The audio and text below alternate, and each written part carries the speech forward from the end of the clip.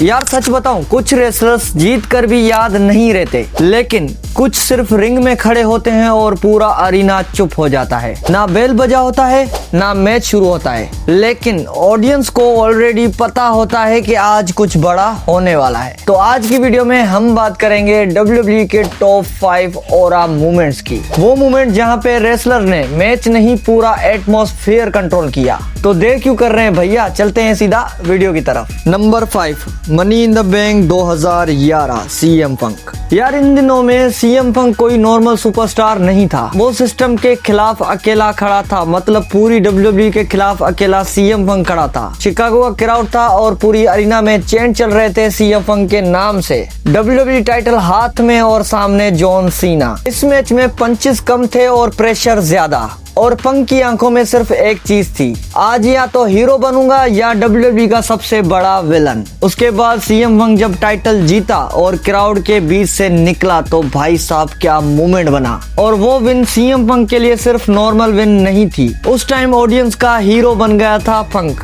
और इससे ये साबित हुआ कि CM पंक का ऑरा बेस्ट था। नंबर 4, गोल्डबर्ग के केस में सीन बिल्कुल सिंपल था, ना प्रोमो, ना लंबी बातें, ना ओवर एक्टिंग, सिर्फ entrance, security guard, heavy breathing और स्पेयर। गोल्डबर्ग का मैच शुरू होते ही मैच खत्म हो जाता था। अपोजिट रेसलर के फेस पे सिर्फ एक ही एक्सप्रेशन होता था, सिर्फ और सिर्फ डर का। गोल्डबर्ग का ऑरा इतना स्ट्रॉन्ग होता था कि लोग सिर्फ सेकंड्स काउंट करते थे। और गोल्डबर्ग का एरा ऐसा था जो मसल से नहीं, फियर से बनता है। Number 3, Brock Lesnar elimination chamber.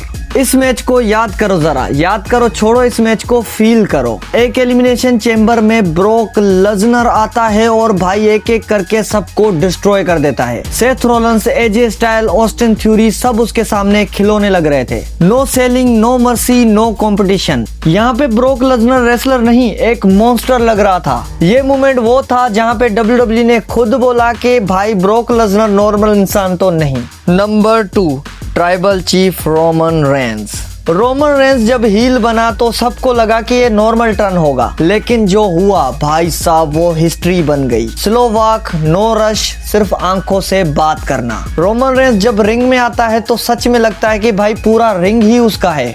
उसकी प्रेजेंस बोलती थी, I don't need to prove anything. इस एरा में रोमन रेंस ने जीत से ज्यादा फियर सेपरेट किया, और जो टाइटल रेन दी भाई साहब उसको तो कोई आज तक भूल ही नहीं पाया। ये ऑरा टाइम के साथ बिल्ड हुई, इसलिए डेंजरस थी। नंबर 1, द अंडरटेकर की रेसलमेनिया की स्ट्रीक भाई सबको याद है ना। और उस स्ट्रीक के चलते अंडरटेकर जब एंट्री लेता था तो सारी आंखें उस पे होती थी। लाइट बंद, गोंग बजा और पूरा स्टेडियम चुप।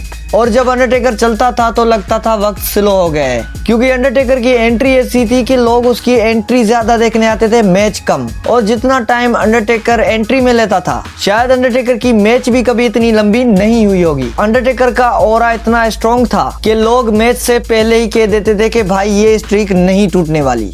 और अंडरटेकर का ऑरा, मैं कहना चाहूंगा कि ये ऑरा लेजेंडरी ऑरा था। और इतनी स्ट्रॉन्ग एरा कम ही रेसलर्स के पास होती है। ना टाइटल्स, ना विन, सिर्फ प्रेजेंस। अगर मैं आपसे पूछूं सबसे ज्यादा स्ट्रॉन्ग ऑरा किसका था, तो आपके दिमाग में किसका नाम आएगा? कमेंट करके मुझे जरूर बताना।